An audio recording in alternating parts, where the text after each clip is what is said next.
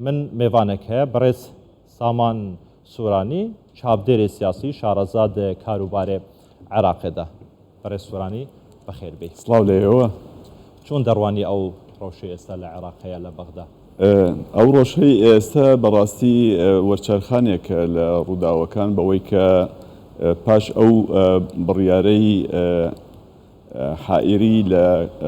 تارانەوە یا لە قومەوە با بڵێن کە خۆی بە مەرجعی شیعە یاخود بە لۆبیکاری با بڵێن بەرەی سەدر دەزانێت بووە هۆکارێک کە مقتەدا سەدر ئەو بڕیارە دەربکە کە داوێتی بەوەی کە خۆی پێشووتر لە کاری سیاسی کشاندۆتەوە ئێستا خۆی لە ژیانی سیاسیش کشاندۆتەوە و ئەمە دەبێتە هۆکاری ئەوەی کە هیچ بەرپرسیارەتێک نایگرێتەوە بەرامبەر بەو ڕوودانانەی کە ئێستا لە سەر شەقامی عێراق ڕوودەدەن. ئێوە دەزانن کە ئەم بابەتانەی کە لە ئەمڕۆدا ڕوودەدات هەر هەمان ئەو گرفتانەیە کە پێشووترش بوونی هەبووە کە ململانەیە لە نێوان ڕەوتی سەدر کە خۆی بە بەرەیەکی شیعی عێراقی لە قەڵەم دەدات لە بەرامبەردا ئەترافی تر هەیە لە ناو چوارچێوەی هەماهەنگی کە زۆرینەیان خۆیان بە لایەنداری ئێران و با بڵێن ئێرانش بە مەرجعی خۆیان دەزانن و نەشیان شاردۆتەوە. ئەمە بۆتە هۆکاری ئەوەی کە ئێستا گرفتەکان وەکو چۆن ڕێگرکانێک دروست بێ لەوانەیە لە لێواری تەقینەوەیە. باشە کەواتە مقتەدا سەدر بە حەزی خۆی نەکشاندوتەوە لە ژێر فشاری ئێران ئەم بڕیارەی داوە؟ بە پێچەوانەوە مقتەدا سەدر هەوڵی ئەوەی داوە کە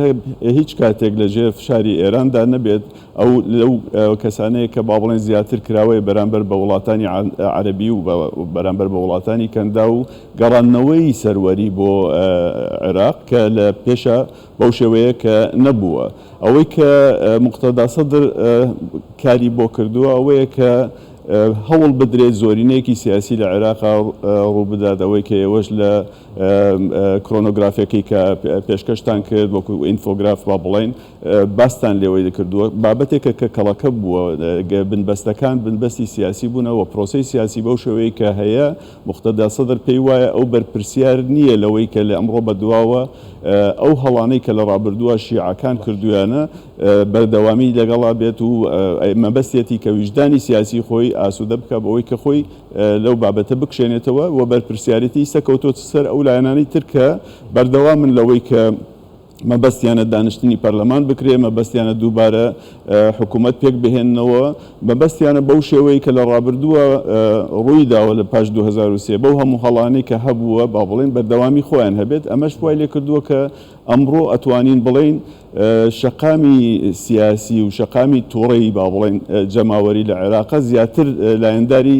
سەدر بن ئەوەی کە خۆی کشاندەوە لە ڕووی سیاسیەوە ڕەسیدی زیادی کرد بەڵام لەمڕۆ بەدواوە لەوانەیە ڕەسیدی زۆر زیاترش بکات. ئەگەر لەمڕۆ بەدواوە باس بکەین چی ڕۆدەداتن باسی شەڕی ناوخۆیی شەڕی شیعی دەکرێتن پێت وایە ئێران ڕێ بداتن شەڕی شیعی لە عێراق دروست بێتن؟ ئەو بابەتەی کە ئەمڕۆ لە عێراقا ڕوودەدات زۆر لە دەستی ئێران نەماوە ڕاستیەکەی لەگەر لە دەستی ئێران بووایە حکوومەت تەشکیل دەبوو و گرفتەکانش چارەسەر دەکرا. ئەوەی کە ئێستا هەیە خۆتان دەزانن کە شەقامێکە تووڕەیە لە هەموو ڕەفتارێکی ئێران تەنانەت ئەمڕۆژ لەناو خۆپیشاندەران دروشم هەبووە دژ بە ئێران و ئێرانش با بڵێن داوای لە خەڵکی خۆی کردووە کە سەردانی عێراق نەکەن بۆ تەنانەت بۆ زیارەتی عەتەباتی مقەدەسەش. یەکێک لەوانەی کە با بڵێن ئێران مەبەستی بوو کە لە ڕابردووە ڕوو بدات ئەوە بوو کە ئەم دوولایەنە پێک بێن بۆ ئەوەی کە بتوانن ئیتلافێک دروست بکەن و کوتلەی شیعە وەکو خۆی بە شێوەیەکی گشتی بتوانێت با بڵێن حکومڕانی بەردەوامی هەبێت و بەو مۆدێلەی کە پێشووتر هەبووە بەڵام ئەمە بە زیانی طبعا عێراقە بە شێوەیەکی گشتی خۆتان دەزانن کە لە عێراقە با بڵێن بە حکمی ئەو جۆرە سیاسەتە ناجۆرەی کە لە ژێر هەژمونی با بڵێن وڵاتی دەرەکی بووە و سوودی بۆ خەڵکی عێراق نەبووە بێکاری زۆر بووە هیچ کارێکی بنیادگوزاری با بڵێن ئەنجام نەدراوە کۆمەڵێک بابەتی تر کە خەڵکەکە لی تۆڕە و ناڕازی بووەکە بووینە. باشە پێت وایە ینی کە دەڵێ ئێستا جادەی عێراقی لە دەستی عێراقیانە لە ژێر هەژمونی هیچ لایەنێکدا نییە پێت وایە شەڕی ناوخۆیی دروست ببێتن خۆ ئەوانەی هەمووی لە عێراق ناڕازی نین ئیتار تەنسیقیش هەیە کە جەماوەری بەدەستەوەیە چەکی بەدەستەوەیە لە ناو عێراقا بەدەهان گڕۆپی چەکدار هەیە کە چەکدارە چەکی قورسیان بەدەستەوەیە ئەمانە ئاماژەن مەترسین من پێم وایە ئەو ئەگەرە وجودی هەیە بەڵێ لە 2004 ئەو شتە ڕوویدا بوو لە نەجەف با بڵێن لە نێوان ئەو لایەنانەی کە با بڵێن سەر بەڕەوتی سەدرن لەگەڵ ئەوانی ترا کەوتنە شەڕەتە قەوت کە لە نەجەف با بڵێن پێکدادان هەبووە. ئەمڕۆ با بڵێن پێکدادانەکە لەوانەیە مەترسیشی زیاتر بێ بۆ لە بە حکمی ئەوەی کە سەرجەم گروپەکانی سەر بە هەردوو لە با بڵێن چەکی مۆدێرنترینیان هەیە چەکی گەورەیان هەیە وەکو دەتوانێت با بڵێن پێکدادانەکە گەورەتر بێ. بەڵام ئەو شتانەی کە هەیە با بڵێن ئەگەر بێت و دۆخەکە بگاتە جۆرێکە ناسەقامگیریەکی گەورە یا مەترسیەکی گەورە بێ بۆ ناوخۆ بۆ دەرەوە ئەو کاتە ئەگەری زۆرە با بڵێن کە مەرجعی باڵا ئایەتوڵا سیستانی بێتە سەرخەت لەلایەکەوە لەلایەکی ترشەوە ئەگەری زۆرە کە عێراق خۆی هێشتا لە ژێر با بڵێن بەندی حەوت دەتوانێت بگەڕێتەوە بۆ بەندی حەوت و ئەمانە و ئەو کاتە ئەنجومەنی ئاسایشش دێت تەدەخولەکە لە کاروبارەکان لە ڕێگەی نەتەوە یەکگرتوەکانە تەدەخولەکرێت بۆ ئەو ڕاگررتنی ئەو دۆخە کە مەسەلەن بە شێوەیە کە هێور بکرێتەوە. ئێمە دەزانین ئەو پێکدادانان کە لە عێراق دەبێتە هۆکاری لەوانەیە ببێتە هۆکاری ئەوەی کە عێراق دابش بێ بەسەر سێ تخم کە با بڵێن پێکهاتەی کورد لە هەرێمی کوردستان بەڵێ سێ هەرێمی جیاواز هەرچەندە هێشتا ئامادەکاری نییە با بڵێن بۆ هەرێمی سونە یا خۆت مەسەن بۆ هەرێمێکی شیعە بەڵام ئەو جۆرە پێکدادانان ئەگەری هەیە کە ئەو شتانەشی لێ ڕوو شتێکت بەبیر من هێناوە ئەم دابەشبوونی عێراق بەسەر سێ هەرێمە یەکێک لە دەست پێشخەریەکانی بیرۆکەی جو باید بوو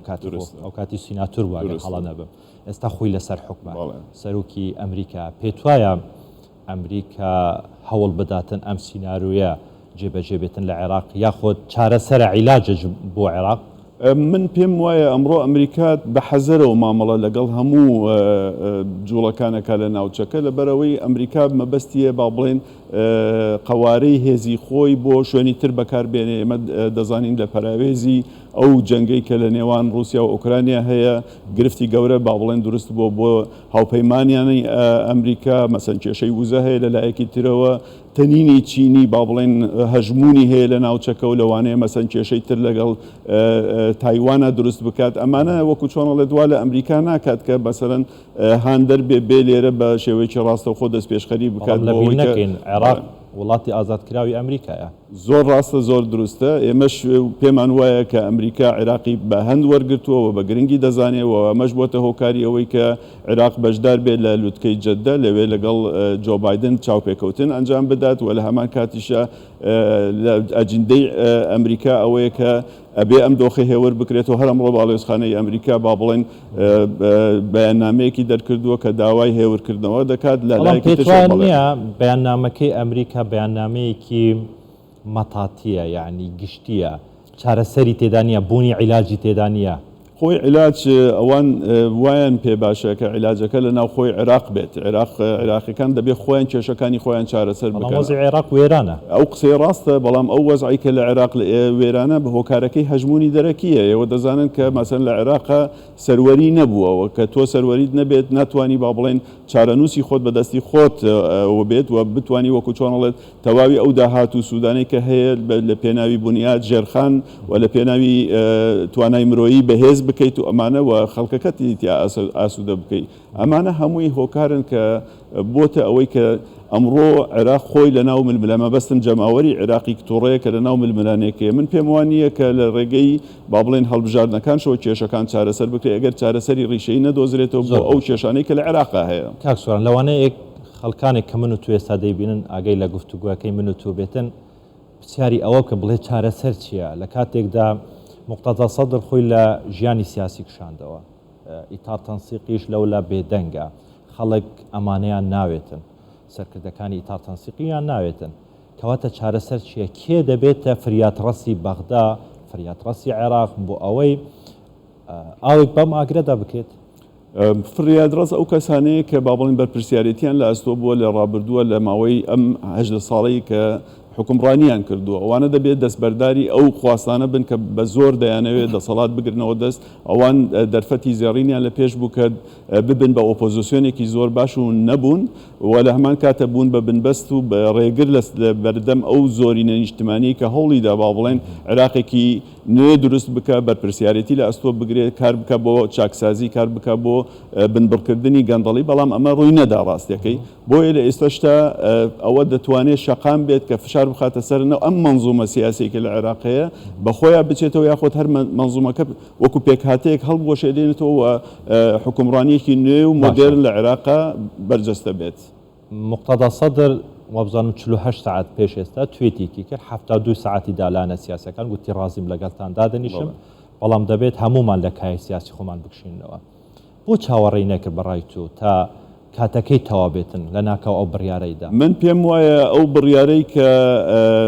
ئەلحائیری لە قومەوە دای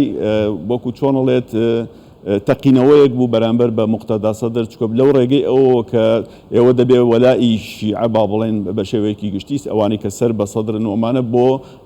ئایەتوڵا عەلی خامنەئی بێ و ئەویش قابل قبول نییە لەلایەن مقتەدا سەدرەوە چکە لە ڕێگەی ئەوە هەوڵ دەدرێتە یاری سەدری و مقتەدا سەدر پەراوێز بخرێ یاخۆت مەسەرەن دا ببڕێنرێت لەو پرۆژەی کە هەبووە بۆیە ئەویش بڕیاری خۆیدا کە وتی من ئیتر مەسئولیت ناگرمە ئەستۆی خۆمەوە کە هەر شتێکە ڕۆدا لە ئیستە بەدواوە ئەمڕۆژ بینیتان کە مەسەن لە خۆپیشاندنەکانە بریندار هەبوو بەداخەوە برینداری کارمەندانی ئێوەش بریندار بووە کە هیوای سەلامەتیان بۆ دەخوازم و کۆمەڵێک خەڵکی ترش و ئەمەش نازانین بەرەو چۆ زیاتر دەڕوات. بەڵێ کاک سۆران کوتایی پرسیارم بە ئەوە بێتن خەڵکێک دەڵێت لە بادینی پێدەرین دەمدەمی دەڵێن بڕیارەکانی مقتەدا سەدر دەمدەمینە ینی بڕیار دەدات دەکشێتەوە دوای دەگەڕێتەوە لە 2016 کشایەوە گەڕایەوە لە 2021 پێش هەڵبژاردنەکان گوتی من بەشداری لە هەڵبژاردنەکان ناکەم دوای بەشداری تیا کرد. پێت وایە ئەم چارە بڕیاری کوتاییە یاخود لە داهاتوو دەگەڕێتەوە ئیتر؟ ئێوە جەنابتان ئاماژەتان بە دەمدەمیبوونی با بڵێن مقتەدا سەدر کرد ئەو بەشێکە لە تەکتیکی سیاسی کە بەکاری هێناوە و سەرکەوتوش بووە تایدا چکە ئەو جۆرە پاشەکشانە بەو مەبەستەیە کە فشاری زیاتر بخاتە سەر ئەو لایەنەی کە با بڵێن ئیتاری تەنسیقینە ئیتاری تەنسیقی ئەمڕۆ زۆر لە ژێر فشاری با بڵێن جەماوەری تووڕەیە لە عێراقا بۆ من پێم وایە ئەگەر بێت و بابەتەکان زیاتر چڕ بێتەوە زۆرینەی ئەوانەی کە لەوانەیە لەلایەن ئیتاری تەنسیقیەوە تا ئەمڕۆ داڵدەدران هەمویان بێنەوە باوەشی تەیاری سەدری و خۆت مەسەن بێنەوە ناو بەرەی سەدر و ئەو کاتە ئەو جەماعەتی با بڵێن ئیتاری تەنسیقی دەبێ یاخۆیان پراوێز بخەن لە سیاسەتە یاخۆت ئەگەرێکی تر هەڵبژێرن کە لە دەرەوەی وڵات سیاست بکەن. وەڵڵی هەرچەندە گوتم کوتایی پرسیارە بەڵام بە پرسیارێکی تریشکەم باسی جێشی مەهدی کرا سوپای مەهدیمان کرد کە لەسەر دەستی نووری مالکی حەلکرا نەما ئیتر کوشتارگەیەکی زۆر دروست بوو کاتی خۆی مقتەدا سەدر بە بڕیارێک هەلی وەشاندەوە. پێت وایە ئەم جارە جارێکی تر ینی ئیتار تەنسیقی سەرکردەکانی ئیتار تەنسیقی سەرای سەلام حەل بکەن؟ من پێم وانە بتوانن سەرای سەلام حەل بکەن و ئەمڕۆز خۆتان دەزانن سەرای سەلام لە چەند ناوچەیەکی سونیش تەواجودی هەیە یەکێک لەوانە تکریتە لە ناوچەی سامەڕا هەیە و چەکی مۆدێرنشیان لە بەردەستایە و ئەوانش ئەمڕۆ لە جوڵیان بۆ پاراستنی ئەو خۆپیشاندەرانی کە هەن ئەوە ئەگەرێکی زۆر لاوازە بە بۆچوونی من بەڵام هیوادارین بەو شێوەیەش بەکار نەهێنرێ بۆەوەی کە ببێت بە شەڕیشی عشیعە و چکە ئەوە گرفت و مەترسیشی هەیە بۆ هەرێمی کوردستان و بۆ ناوچەکەش و گرفتێکی بۆ هەرێمی کوردستان بۆ هەرێمی کوردستان ئەلبەتە ئەگەر شەڕ لەوێ ڕوو بدات پرشنگی بەر هەرێمی کوردستان دەکەوێت و ئێمە دەبێت بە کوچۆن لە تا پێمان بکرێت ڕۆڵی میانگیری و دیە بۆ ئەوەی کە کێشەکان بە شێوەی گفتوگۆ چارەسەر بکرێن بجێڕین و لە هەمان کاتیشە کار بۆ ئەوە بکەیت کە چۆن بتوانین هەرێمی کوردستان بپارێزین لە ئاگری ئەو شەڕانە بە شێوەیەکی گشتی. بەڕێز سامان سۆرانی چاودێری سیاسی شارەزاد کاروباری عێراق لەگەلێکی سپاس بەڕێزی.